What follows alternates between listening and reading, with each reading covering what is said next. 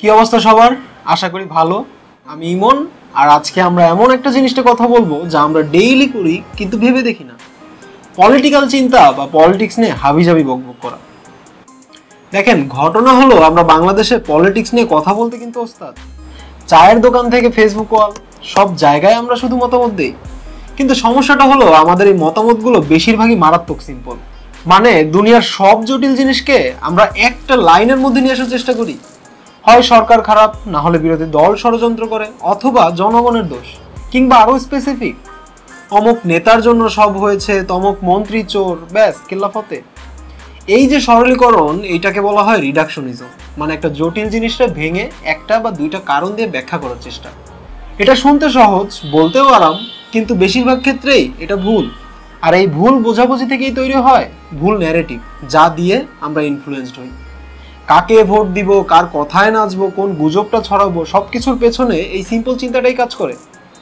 এই যে ধরেন মবক্রেসি বা হুজুগে পাবলিকের দাপট, সোশ্যাল মিডিয়া বা বাস্তবে যেখানে বেশিরভাগ মানুষ কিছু না বুঝেই লাফালাফি করে, সেটার গোড়াতেও আছে এই অগভীর চিন্তা। এক দুইটা ভ্যারিয়েবল দিয়ে পুরো সিনারিওটাকে কাভার করার অভ্যাস। কিন্তু যদি আমরা একটু অন্যভাবে চিন্তা করতে শিখি, যদি কিছু মেন্টাল টুলস ব্যবহার করি যা দিয়ে ঘটনাগুলোকে আরও ক্রিটিক্যালি দেখা যায়। আজকে আমি আপনাদেরকে 3টা আইডিয়া বা কনসেপ্টের সাথে পরিচয় করিয়ে দিব। নাম শুনে ঘাবড়ানোর কিছু নেই, আমি আমার মতো করে উদাহরণ দিয়ে বোঝানোর চেষ্টা করব। বিশ্বাস করেন, এই 3টা জিনিস যদি ধরতে পারেন, শুধু পলিটিক্যাল বুদ্ধি বাড়বে না, ডেইলি লাইফের ডিসিশন নিতেও সুবিধা হবে।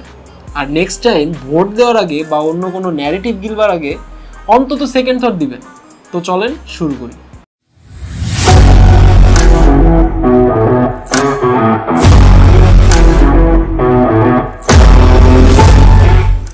আমাদের লিস্টের প্রথম আইটেমটি হলো কমপ্লেক্সিটি সায়েন্স বা জটিলতার বিজ্ঞান। এই জিনিসটা আসলে কি বলে? সোজা কথায় সমাজ বা দুনিয়া হলো একটা জট পাকানো সিস্টেম, যেখানে হাজার হাজার জিনিস একটা আরেকটার সাথে কানেক্টেড এবং ইন্টারেক্ট করছে। এই সিস্টেমে কারণ আর ফলের সম্পর্ক সবসময় সোজা লাইনের মতো না।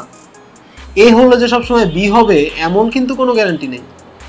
অনেক সময় খুব ছোট্ট একটা চেঞ্জ বা ঘটনা পুরো সিস্টেমটাকে এমনভাবে উল্টায় দিতে পারে যা কেউ আগে কখনো ভাবেও নেই।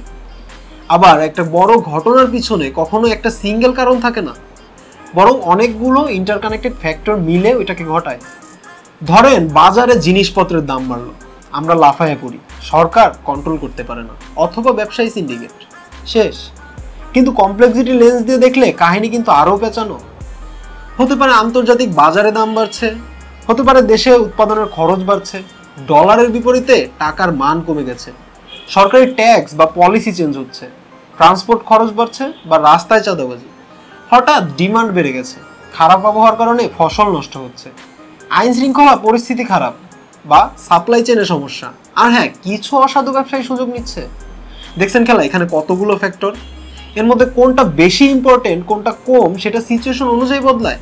কিন্তু আমরা করি কি, লিস্টের 9 নাম্বারটাকে ধরে বাদবাকি 8টাকে ভুলে যাই, অথবা 1 নাম্বারটাকে ধরে বাদবাকিগুলোকে পাত্তাই দেই না। এই যে একটাই সমাধান বা একটাই ভিলেন, এটাই কমপ্লেক্সিটি সায়েন্সের পুরোপুরি উল্টা। বাস্তবতাটা হলো একটা জালের মতো, সব সুতা একটা আরেকটার সাথে পেঁচানো। আমাদের কাজ হলো যতটা সম্ভব এই জালটাকে বোঝার চেষ্টা করা।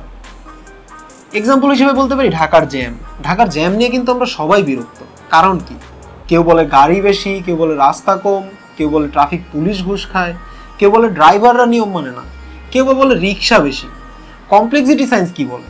সবগুলোই কারণ, এবং আরও অনেকগুলো কারণ আছে, যেমন রাস্তার ডিজাইন খারাপ, পাবলিক ট্রান্সপোর্ট যথেষ্ট না বা আরামের না, স্কুল অফিস ব্যবসার টাইম একই সময় পিক আপ করা, যত্রতত্র পার্কিং, রাস্তা খোঁড়াখুড়ি, মানুষের ধৈর্য কম, আইনের প্রয়োগ দুর্বল, ট্রাফিক সিগন্যাল সিস্টেমের সমস্যা, শহরের প্ল্যানিংয়ের অভাব। লিস্ট কিন্তু চলতেই থাকবে। কোনো একটা ফিক্স করলে যে জ্যাম চলে যাবে তা কিন্তু না, পুরো সিস্টেমটাকে নিয়ে ভাবতে হবে। কোনো ঘটনা ঘটলে বা সমস্যা দেখলে একটা মাত্র কারণ বা সমাধান না খুঁজে সম্ভাব্য অনেকগুলো ইন্টারকানেক্টেড ফ্যাক্টর নিয়ে চিন্তা করেন, জালের মতো চিন্তা করেন, সোজা লাইনে না। Avoid simplistic explanations and scapegoating. আমাদের লিস্টের সেকেন্ড কনসেপ্টটি হচ্ছে সোশ্যাল সিস্টেম থিওরি। এটাও জটিল কিন্তু কাজের জিনিস। এই থিওরি বলে সমাজ কোনো একটা এক জিনিস না, এটা হলো অনেকগুলো আলাদা আলাদা সিস্টেমের একটা কালেকশন। যেমন political system, economic system, legal system, media system, education system, religious system, family system, health system ইত্যাদি। ইন্টারেস্টিং ব্যাপার হলো প্রত্যেকটা সিস্টেমের নিজস্ব কিছু নিয়ম কানুন, নিজস্ব একটা লজিক বা কোড আছে। তারা নিজেদের ভাষায় কমিউনিকেট করে আর নিজেদের একটা বাউন্ডারি রক্ষা করে চলে। মনে করেন একটা মাঠে 3টা খেলা চলছে, ক্রিকেট, ফুটবল আর কাবাডি। প্রত্যেক খেলার নিয়ম পুরোপুরি আলাদা, প্লেয়ার আলাদা, গোল বা রান করার সিস্টেমও আলাদা, জেতার শর্তগুলোও আলাদা। এখন ফুটবল ম্যাচে একটা গোল হলো, এটার কারণে কি ক্রিকেট ম্যাচে সরাসরি কোনো রান যোগ হবে? না। কাবাডি প্লেয়ার কি আউট হবে? না। কিন্তু ফুটবল গোলের পর দর্শকরা যদি একটু বেশি চিল্লাচিল্লি শুরু করে, তাহলে হয়তো ক্রিকেট ব্যাটসম্যানের কনসেন্ট্রেশন নষ্ট হতে পারে, অথবা কাবাডি প্লেয়াররা একটু ডিস্ট্রাক্টেড হতে পারে। মানে সিস্টেমগুলো আলাদা হলেও তারা একে অপরের উপর প্রভাব ফেলতে পারে। কিন্তু প্রত্যেকটা সিস্টেম বাইরের এই প্রভাবটাকে নিজের লজিক দিয়ে প্রসেস করে। যেমন ক্রিকেট এটা ডিস্ট্রাকশন হলেও ফুটবলে কিন্তু এটা সেলিব্রেশন।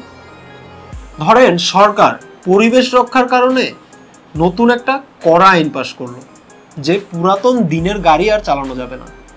উদ্দেশ্য ভালো, কিন্তু অন্য সিস্টেমগুলো এটাকে কিভাবে নিবে? ইকোনমিক সিস্টেম, ট্রান্সপোর্ট ব্যবসায়ীরা বিপদে পড়বে, গাড়ির দাম বাড়তে পারে, অনেকে চাকরি হারাতে পারে। আবার নতুন টেকনোলজির গাড়ির ব্যবসা হয়তো বাড়বে, অর্থনীতিতে একটা ঝাঁকি লাগবে। লিগ্যাল সিস্টেম কিভাবে নেয়? এই আইনের বিরুদ্ধে মামলা হতে পারে, চ্যালেঞ্জ হতে পারে, এটা সংবিধানের সাথে যায় কিনা সেই প্রশ্নটা উঠতে পারে। মিডিয়া সিস্টেম কিভাবে দেখবে? কেউ হয়তো সরকারের বাহবা দিবে, কেউ সরকারের মুন্ড উৎপাত করবে, গরিব মানুষের দুর্ভোগ নিয়ে রিপোর্ট করবে, কেউ পরিবেশবাদীদের সাক্ষাৎকার নিবে, ন্যারেটিভ তৈরি হবে। সোশ্যাল সিস্টেম কিভাবে দেখে? সাধারণ মানুষ যাদের পুরান গাড়ি আছে তারা বিপদে পড়বে, তাদের লাইফস্টাইল এফেক্টেড হবে, রাস্তায় আন্দোলন হতে পারে। টেকনোলজিক্যাল সিস্টেম, দেশে কি নতুন প্রযুক্তির গাড়ি বানানোর বা আনার মতো অবস্থা আছে? চার্জিং স্টেশন বা ওয়ার্কশপ কি আছে? দেখেন, পলিটিক্যাল সিস্টেম একটা ভালো উদ্দেশ্য নিয়ে কাজ করলেও অন্য সিস্টেমগুলো তাদের নিজেদের লজিক আর স্বার্থ অনুযায়ী রিঅ্যাক্ট করবে। শুধু পলিটিক্যাল ইন্টেনশন দেখলে হবে না, বুঝতে হবে এই সিস্টেমগুলোর ইন্টারাকশন আর তাদের রিঅ্যাকশন কি হতে পারে। রাজনীতি শুধু ক্ষমতা না, এটা অন্য সব সিস্টেমের সাথে একটা জটিল বোঝাপড়া। কোনো ইস্যুকে শুধু একটা সিস্টেমের চোখ দিয়ে না দেখে ভাবার চেষ্টা করেন বিভিন্ন সিস্টেম এটাকে কিভাবে দেখতেছে, কিভাবে রিঅ্যাক্ট করছে বা করবে। প্রত্যেক সিস্টেমের খেলার নিয়ম কিন্তু আলাদা। আমাদের লিস্টের থার্ড এবং লাস্ট কনসেপ্টটি হচ্ছে অ্যাক্টর নেটওয়ার্ক থিওরি অথবা এএনটি। এটা একটু অন্যরকম লাগতে পারে, কিন্তু আইডিয়া কিন্তু খুবই পাওয়ারফুল। এএনটি কি বলে? বলে যে সমাজে যা কিছু ঘটে বা যে অবস্থা তৈরি হয় সেটা শুধু মানুষের ইচ্ছায় হয় না, বরং মানুষ আর অমানবীয় জিনিসপত্র মিলে একটা নেটওয়ার্ক তৈরি করে, আর সেই নেটওয়ার্কের মাধ্যমেই ঘটনাগুলো ঘটে। এখানে অ্যাক্টর মানে শুধু মানুষ না, অ্যাক্টর হতে পারে একটা টেকনোলজি, একটা আইডিয়া বা কনসেপ্ট, একটা আইন বা নিয়ম, একটা বস্তু বা অবকাঠামো, একটা বৈজ্ঞানিক ফ্যাক্ট বা ডাটা, এমনকি একটা গুজব বা মিথ্যা খবর। অ্যাক্টর হতে পারে একটা প্রাকৃতিক দুর্যোগ বা রোগ। এএনটি এর মূল কথা হলো পাওয়ার বা ক্ষমতা কারো হাতে ফিক্সড থাকে না, ক্ষমতা তৈরি হয় এই বিভিন্ন রকমের হিউম্যান আর নন হিউম্যান অ্যাক্টরসদেরকে একসাথে একটা নেটওয়ার্কে যুক্ত করে, সেই নেটওয়ার্কটাকে চালু রাখার মাধ্যমে। যার নেটওয়ার্ক যত বেশি অ্যাক্টরকে ধরতে পারে আর যত মজবুতভাবে ধরতে পারে সে তত পাওয়ারফুল।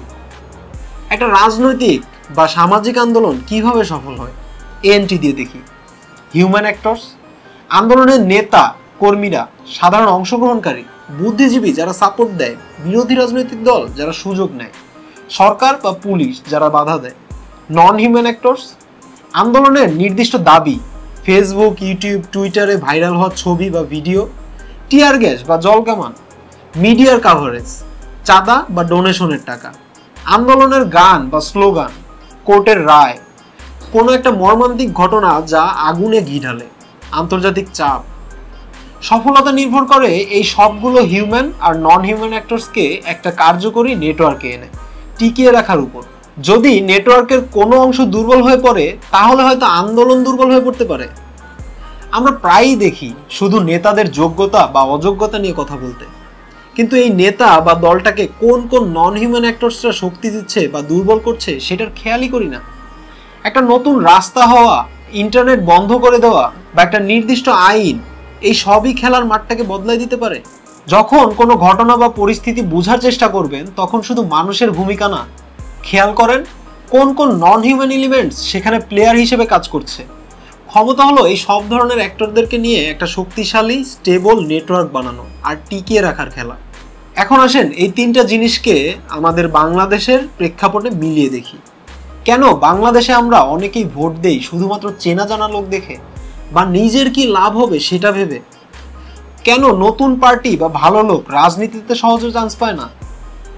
কমপ্লেক্সিটি এড়ানো। দেশের ভালো কাকে দিয়ে হবে সেটা বুঝতে হলে দেশের জটিল সমস্যাগুলো অর্থাৎ অর্থনীতি, শিক্ষা, স্বাস্থ্য, পরিবেশ ইত্যাদি বুঝতে হয়। আর কোন কোন ক্যান্ডিডেট কোন কোন পলিসি নিলে কি হতে পারে সেটা ভাবতে হয়। এটা একটা কঠিন আর সময় সাপেক্ষ চিন্তা। তার চাইতে আমার এলাকার ভাই বা নেতা বিপদে পড়লে ফোন দিলে যাকে পাবো, যিনি আমাদের মসজিদের বা আমাদের ক্লাবের জন্য কিছু দিবে। এই সিম্পল ডাইরেক্ট পার্সোনাল বেনিফিটের হিসাব করা কিন্তু অনেক সহজ। আমরা জটিলতা এড়িয়ে চলি। সিস্টেম না বোঝা। একজন এমপি শুধু এলাকার রাস্তা বানায় না বা সালিশ করে না, তার প্রধান কাজ হলো পার্লামেন্টে গিয়ে আইন বানানো, বাজেট নিয়ে কথা বলা, জাতীয় নীতি নির্ধারণের অংশ হওয়া, যা পুরো দেশের সব সিস্টেমকে এফেক্ট করে।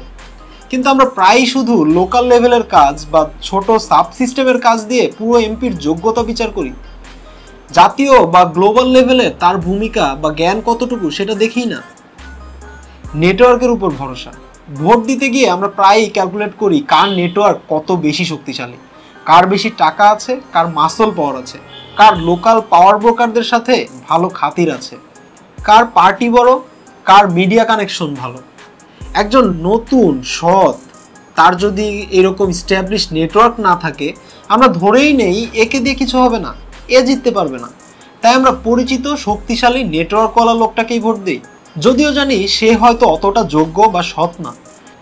এই কারণে ভালো আইডিয়া বা যোগ্যতা নিয়েও নতুন অ্যাক্টরদের জন্য মেইন স্ট্রিমে ঢোকা প্রায় অসম্ভব হয়ে পড়ে। শুধু ফেসবুকের ফলোয়ার দিয়ে টাকার নেটওয়ার্ক, ক্ষমতার নেটওয়ার্ককে চ্যালেঞ্জ করা যায় না। এইসব কারণেই আমাদের রাজনীতিতে মেধা বা যোগ্যতার চেয়ে পরিচয়তন্ত্র, এলাকাতন্ত্র আর নেটওয়ার্কতন্ত্র বেশি চলে। আর আমাদের এই সিম্পল চিন্তা করার অভ্যাসটাই এই সিস্টেমটাকে টিকিয়ে রাখতে সাহায্য করে। তো আজকে আমরা তিনটা মগজ ধোলার টুলস পাইলাম। কমপ্লেক্সিটি সায়েন্স, সবকিছুর সাথে সবকিছু জড়িত, কারণ ফল সরল রৈখিক না, অনেক ফ্যাক্টর মিলে ঘটনাগুলো ঘটে, একক কারণ খোঁজা বাদ দেন। সোশ্যাল সিস্টেম থিওরি, সমাজ অনেকগুলো সিস্টেমের যোগফল, প্রত্যেকটার নিজস্ব লজিক আছে, তাদের ইন্টারাকশন বোঝার চেষ্টা করেন। অ্যাক্টর নেটওয়ার্ক থিওরি, মানুষ ছাড়াও টেকনোলজি, আইডিয়া, টাকা, আইন, বস্তু সবই খেলার অ্যাক্টর। ক্ষমতা নির্ভর করে কে কত শক্তিশালী নেটওয়ার্ক বানাইতে ও টিকিয়ে রাখতে পারে তার উপর। এই টুলসগুলো কাজে লাগিয়ে যদি একটু চিন্তা করা শুরু করেন, তাহলে হয়তো পলিটিক্স বা সমাজের ঘটনাগুলো আরেকটু পরিষ্কারভাবে দেখতে পারবেন। হুজুগে মাথা বা গুজবে কান দেওয়ার আগে একটু থামবেন, নিজের একটা ইনফর্মড অপিনিয়ন তৈরি করতে পারবেন। পরের বার যখন কোনো রাজনৈতিক খবর দেখবেন বা ফেসবুক, ইউটিউবে কিছু নিয়ে তোলপাড় দেখবেন, জাস্ট একটা মুহূর্ত থামবেন, নিজেকে প্রশ্ন করেন, এর পেছনে কি একটাই কারণ, নাকি অনেকগুলো জিনিস মিলে এটা ঘটেছে? এই ঘটনাটা রাজনীতি, অর্থনীতি, মিডিয়া, আইন এই সিস্টেমগুলোকে কিভাবে এফেক্ট করছে বা করবে? এখানে শুধু মানুষ খেলছে, নাকি টেকনোলজি, টাকা, কোনো আইডিয়া বা গুজবও বড় ভূমিকা রাখছে? কার নেটওয়ার্ক লাভবান হচ্ছে? হয়তো উত্তরগুলো পেলে দেখবেন পুরো ছবিটা চেঞ্জ হয়ে গেছে। আর তখন আমরা হয়তো সবাই মিলে আরেকটু ভালো ডিসিশন নিতে পারবো। শুধু আবেগ দিয়ে আর আরেকজনের মুখের কথা শুনে লাফাইলে কিন্তু চলবে না, নিজের মাথাটাও একটু ব্যবহার করতে হবে। ক্রিটিক্যাল থিঙ্কিং জিনিসটা ফ্যাশন না, দরকারি জিনিস। আজকের মতো এই পর্যন্তই। ভিডিওটা কাজের মনে হলে লাইক, শেয়ার দিতে পারেন, আর চ্যানেল সাবস্ক্রাইব না করে থাকলে করে ফেলেন। পরের ভিডিওতে আবার আসবো অন্য কোনো টপিক নিয়ে কথা বলতে। আজকের মতো এখানেই শেষ।